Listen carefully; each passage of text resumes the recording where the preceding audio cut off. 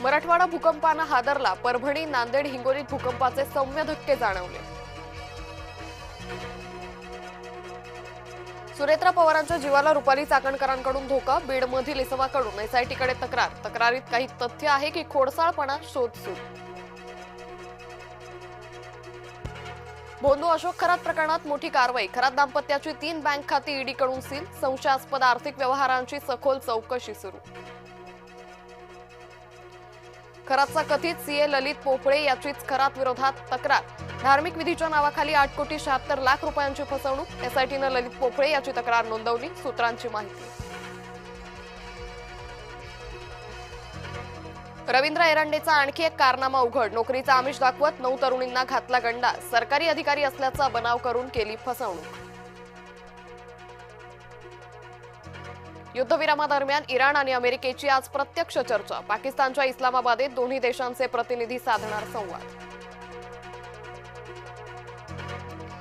शांतता बैठकीसाठी इस्लामाबाद सज्ज, शांतता बैठकीला इस्लामाबाद टॉक्स नाव, लोगोही जारी. जगातील सर्वात शक्तिशाली रिसेट, इराणबरोबर चर्चेपूर्वी डोनाल्ड ट्रम्प यांची सूचक पोस्ट जागतिक राजकारणात बनली आहे चर्चेचा विषय. ट्रम्प आणि पुतीन यांचा कंटाळा आलाय, इंधनाचे दर भडकल्यानंतर ब्रिटिश पंतप्रधानांची जाहीर नाराजी.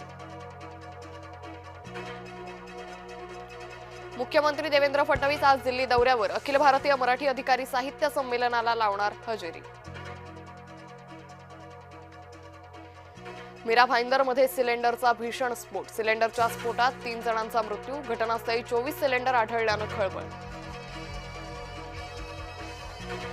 अभिनेता रणवीर सिंहनं घेतली मोहन भागवतांची भेट, नागपूर महाल येथील संघ मुख्यालयात झाली भेट, डॉक्टर हेडगेवार यांच्या स्मृती मंदिरालाही रणवीरनं दिली भेट. गुवाहाटीत वैभव जुरेलचं वादळ, राजस्थाननं आरसीबीला 90 नोंदवला, सलग 4था विजय.